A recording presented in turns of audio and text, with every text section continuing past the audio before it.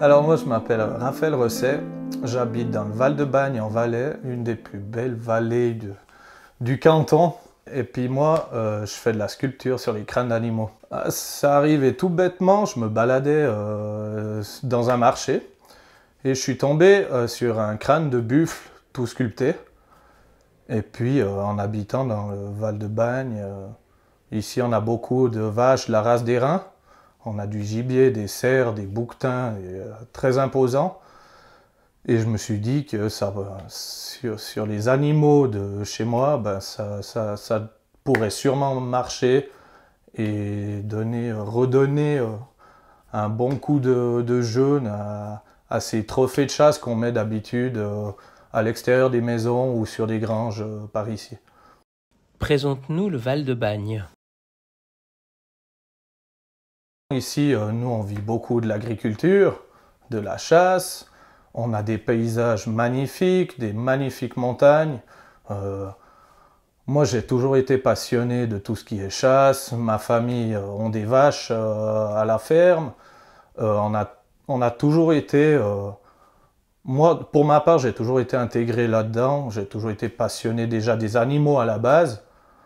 Et après... à côté, j'ai toujours aimé tout ce qui est tête de mort, des crânes, voilà. Et nous, on vit beaucoup des vignes aussi. On est vraiment une région vinicole très dense. En Valais, on a peut-être une mauvaise réputation d'aimer beaucoup les bonnes choses. Pour pas dire qu'on boit beaucoup, mais on aime bien les bonnes choses, mais que ce soit, comme je dis, de la chasse, du vin, de la bière, on adore ça, on habite vraiment des régions, nous on nous dit les montagnards, des arriérés, mais on s'en fout. Et d'ailleurs, beaucoup d'étrangers viennent chez nous parce qu'ils cherchent plutôt la montagne que d'aller à la plage maintenant où il fait des températures astronomiques. Ici on a des magnifiques randonnées à faire, non je m'en lasserai jamais de ma vallée, moi. Quand j'étais en école primaire, on nous amenait en montagne faire des promenades d'école. Les chasseurs venaient nous expliquer leur boulot, le pourquoi du comment ils chassaient, ce que ça apportait à la vallée et à la région, la chasse. Moi, ma famille, ils ont toujours eu des vaches.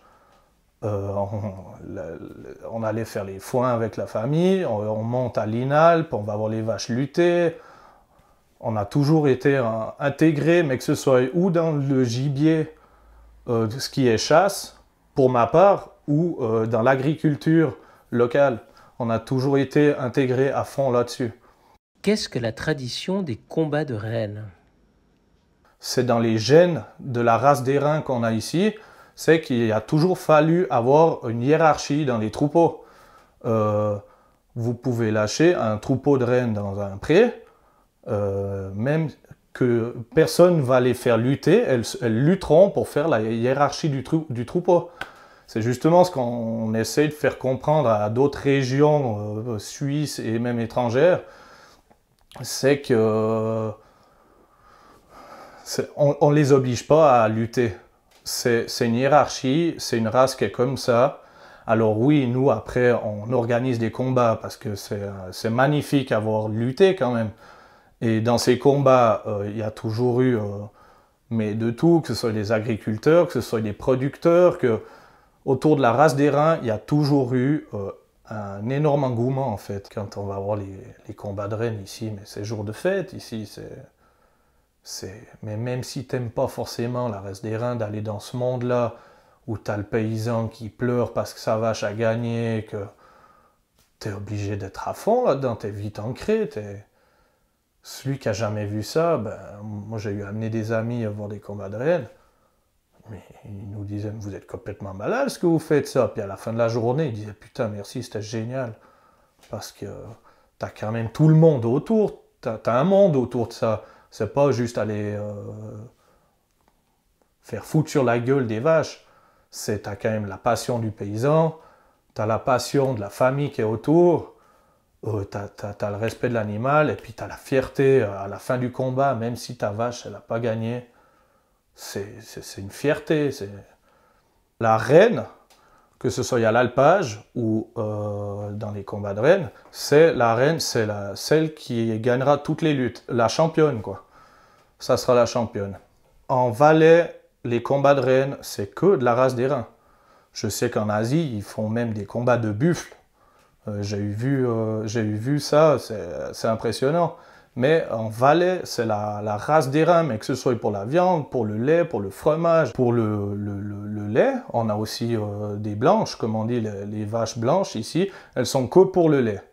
Après, celles qu'on amène à l'alpage, qu'on fait lutter à l'alpage, on l'utilise autant pour la viande que pour le lait. On ne laisse rien de côté. Il y a la passion de la vache. Pour l'agriculteur qui élève sa vache toute sa vie, qu'il l'amène à l'alpage, qu'après il doit l'abattre parce que pour X raisons, on garde la viande, on garde le fromage, c'est pas de l'élevage intensif qu'on fait exprès pour la viande ou pour le lait, c'est vraiment comment dire, un ensemble, on garde tout, comme on dit, l'expression « tout est bon dans le cochon », chez nous, tout est bon dans la race des reins. Plutôt que laisser souffrir une vache qui est blessée, qui commence à devenir vieille ou bien quoi, ben on la bat et on fait la viande avec et puis on consomme. C'est pas tuer pour dire ben on la tue pour faire joli sur une grange. Ben, comme moi je fais de la sculpture sur les crânes, le paysan qui doit abattre une vache, parce qu'il y a quand même une grosse valeur sentimentale, on m'amène souvent la tête, on me dit est-ce que tu pourrais me faire un joli truc pour que je puisse la garder chez moi en souvenir, parce que c'est ancré, il y a trop de sentiments dans la... Faut pas croire qu'ici on élève des vaches pour les tuer. C'est comme un chien ou un chat en ville qu'on caresse, qu'on adore. Ben ici les paysans, tous les matins ils se lèvent pour aller nourrir leurs vaches.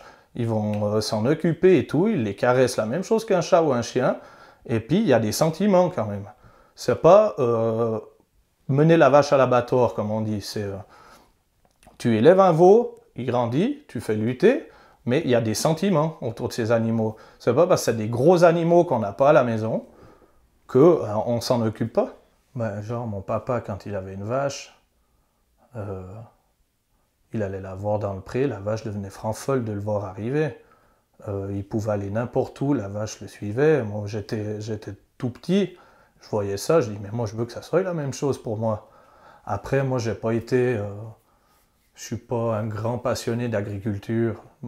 Je laisse ça aux autres qui aiment ça. Mais moi, j'ai jamais eu surtout le courage de m'occuper d'une exploitation comme ça. Mais c'est vrai que ça m'avait marqué. C'était la vache et mon papa, ouais. Ici, alors certes, l'hiver, elle reste à l'intérieur parce qu'il n'y a rien à manger à l'extérieur. Mais l'été, elles sortent dans les pâturages, elles vont à la montagne. Elles sont presque mieux que nous. Nous, on travaille toute la journée dans un bureau, dans un atelier ou bien quoi. Elles sont à l'air libre. Et elles voient nos magnifiques paysages. Le fromage qu'elles produisent grâce au pâturage qu'on a de montagne ici, il est juste incroyable. Franchement, ici, pour ma part, on est juste au top du top avec ces agriculteurs. Ils s'en occupent à fond la caisse. Ils se lèvent le matin à pas d'heure. En fait, c'est une façon de vivre. En Valais, c'est une façon de vivre. L'agriculture, que ce soit l'agriculture, ceux qui bossent dans les vignes et tout, ici, c'est des métiers de passion, en fait. C'est vraiment de la grande passion. Explique-nous la tradition des trophées en Valais. Oui, alors chez nous, on a les paysans. On voit souvent les scalps des airains au-dessus de la ferme, au-dessus de l'entrée de la ferme, de l'écurie. C'est ou une vache qui a été sentimentalement forte pour l'éleveur, ou les reines, justement, les reines de troupeau, les reines d'alpage, c'est un peu le palmarès de chaque ferme, chaque écurie qu'on a dans la région. Et puis voilà, c'est des souvenirs, c'est fort. Mais ça peut revenir à 60, 70 ans en arrière des vaches. Puis on en parle au bistrot avec les copains. On dit celle-ci, elle avait lutté, tu t'en souviens. Bon, pas forcément moi, mais j'entends les discussions des vieux du village en parler. C'est un peu le palmarès. Après, par contre, dès qu'on va un peu plus sur le fond de la vallée, sur les granges ou les maisons, les chasseurs mettent leurs trophées de chasse. Là, c'est pour montrer le palmarès, mais côté chasse, c'est clair, quand on tire un magnifique bouquetin, un cerf, c'est impressionnant. On garde la viande, mais le trophée, c'est un truc qui impose le respect quand même. Mais même pour moi qui ne suis pas chasseur, quand on me donne un bouquetin dans les mains ou un crâne de cerf, ou que ce soit même un chevreuil, c'est imposant, c'est juste magnifique. Après, il y a des règlements quand même là-dessus. Les bouquetins sont protégés. Je crois que c'est entre 5 et 7 ans d'âge qu'on peut les tirer. Et c'est encore du tirage au sort, c'est pour réguler la population en montagne.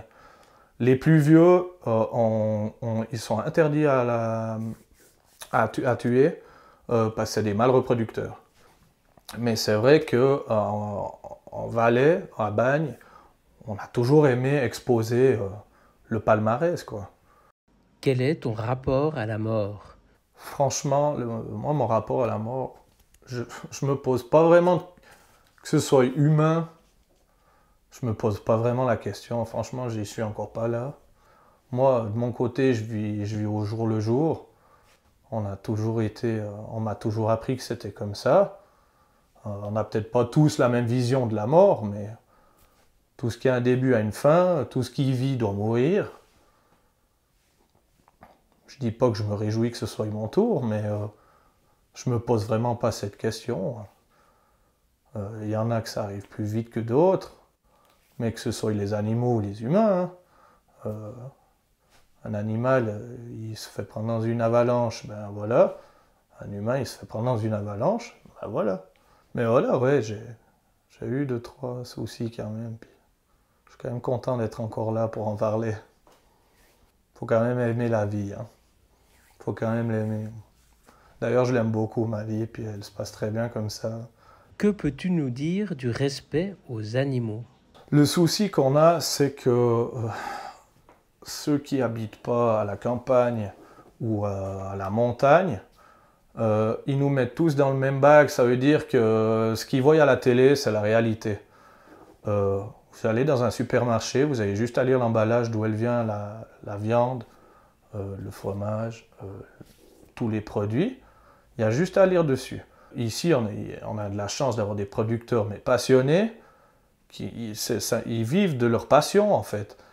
Et il ne faut pas croire que parce qu'à la télé, on nous montre une tortue avec une paille dans le nez, qu'on nous montre du gavage d'oie, foie gras, que les poules, elles se marchent dessus dans des grands hangars, que toute l'agriculture est comme ça. Je sais que ça se fait, j'aime pas ça du tout, parce que j'ai toujours le respect de l'animal, j'ai toujours aimé les animaux. Parle-nous de ta pratique artistique. Alors oui, ben, moi j'ai commencé à faire de la sculpture dessus. C'est parce que de mon métier de charpentier, moi j'ai toujours aimé faire des coffres à jouets, faire des tableaux un peu design. J'ai toujours bien aimé faire quelque chose de mes mains. Non, j'ai toujours aimé créer, mais j'ai jamais aimé faire comme tout le monde. Ça veut dire qu'il y en a qui font de la sculpture sur du bois, il y en a qui font sur de la pierre, il y en a qui font sur du verre.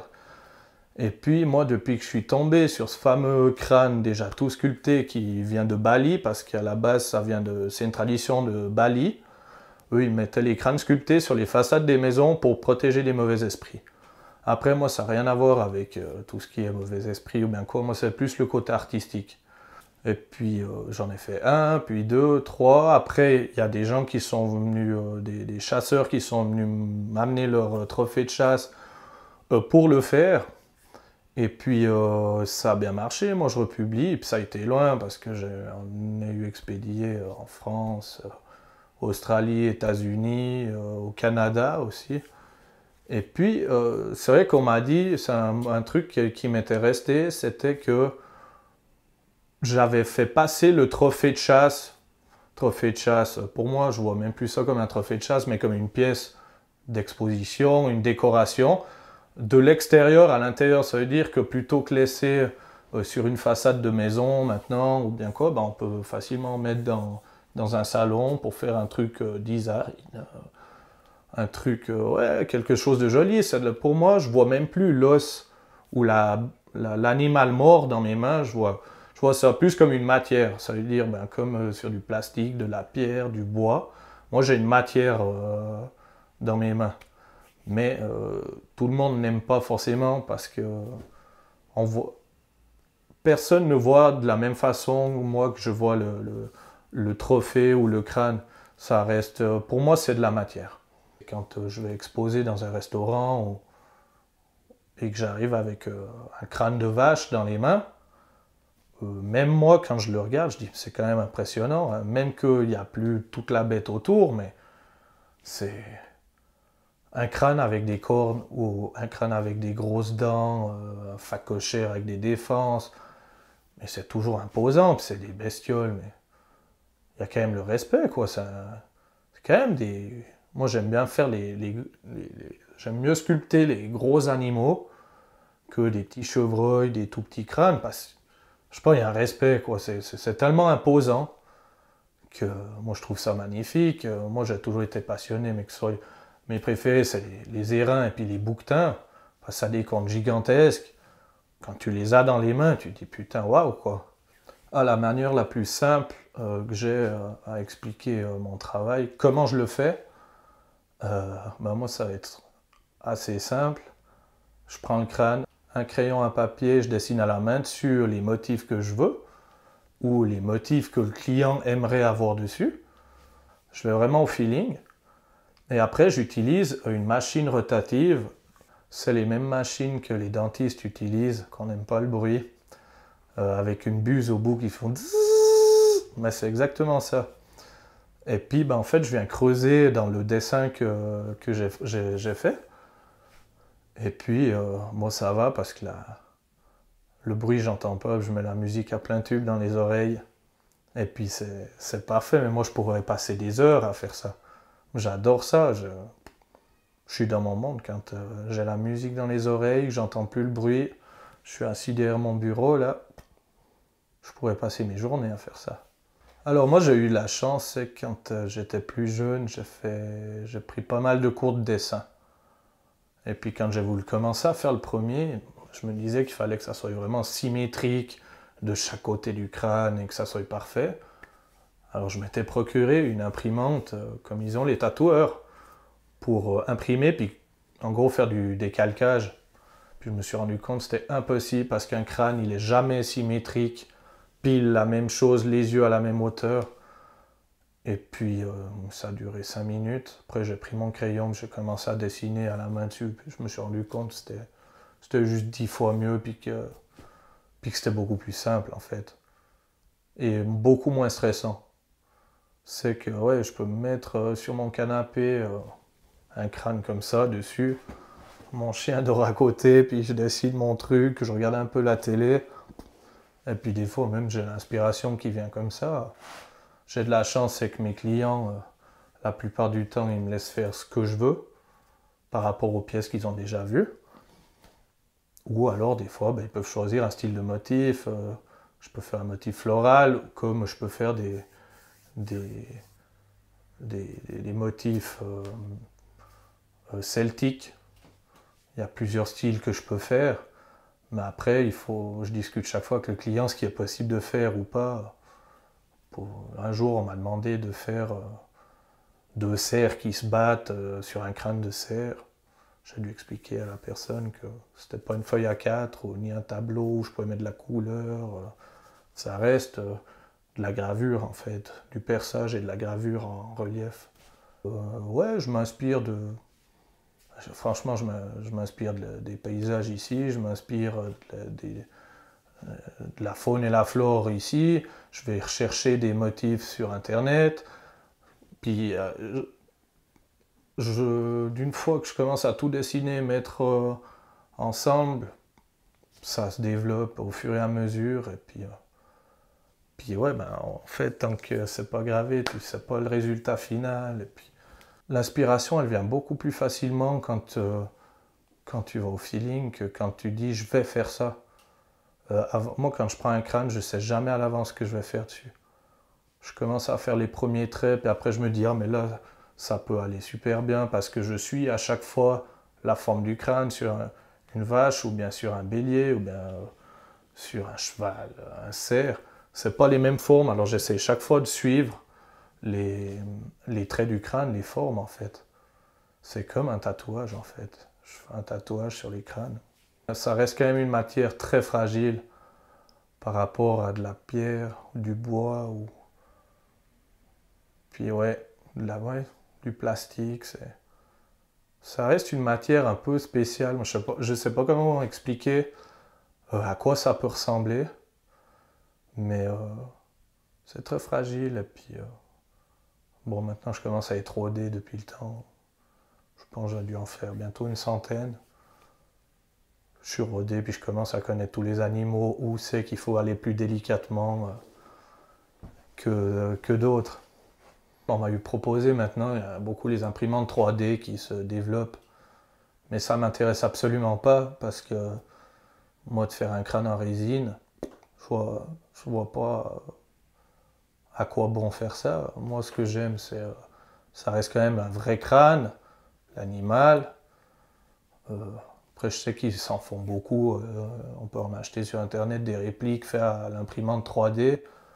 Après, c'est savoir si tu préfères avoir un vrai crâne authentique chez toi, ou bien si tu veux un vulgaire morceau de plastique suspendu au mur, quoi. Moi, ça me paraît tellement noble d'avoir un vrai crâne que moi, quand on m'a proposé de faire un truc en plastique, en résine, franchement, ça m'intéresse pas du tout. Moi, c'est l'authenticité que j'aime. Ça donne une deuxième vie, en fait. Moi, j'aime bien dire l'animal et pas le crâne, parce que ça reste quand même à la base quelque chose de vivant. Mais c'est vrai que c'est donner une seconde vie, et plutôt que les bazarder loin, ces magnifiques trophées, mais pourquoi pas les garder, et puis plutôt qu'avoir un tableau chez soi, avoir un truc authentique, quoi. Un crâne, dans 100 ans, tu viens le rechercher, il n'a pas bougé une feuille, hein. Et ça reste de la matière dure, noble, c'est un crâne, ça reste, ouais, c'est pas comme une taxidermie, un animal empaillé qui va perdre les poils ou bien quoi. Un crâne, ça reste quand même quelque chose de dur, et puis je suis sûr qu'à la longue, ça va rester, quoi. On m'a eu donné des crânes des grands-pères, ah, j'avais mon grand-père qui avait ça au fond de sa grange et tout, si tu peux faire. On blanchit un coup, on sculpte et tout, puis mais il est comme quand il l'avait nettoyé, quoi. Le mot de la fin? Moi, je fais de la sculpture sur les crânes d'animaux. C'est quelque chose de peut-être bizarre, mais il faut pas avoir peur de faire autrement que tout le monde, quoi. Moi, j'aime les crânes, il y en a qui aiment les fleurs, mais il faut vraiment pas avoir peur de se lancer à faire quelque chose que les gens n'aiment pas, ou que pas forcément les gens connaissent. Moi, ça fait quoi, 3 ans que je fais ça? J'espère que dans 10 ans, j'en ferai encore. Faut vraiment pas avoir peur de se lancer, quoi. Mais pour tout dans la vie, en fait. Pas forcément des trucs artistiques ou bien quoi, mais c'est vrai que quand tu t'en fous de ce qu'ils pensent les gens, déjà tu cartonnes déjà dès le début, même avant d'avoir commencé. Faut juste, faut juste s'en foutre de ce que les gens y pensent, et puis voilà, quoi. Si ça marche, ça marche, ça marche pas, ça marche pas.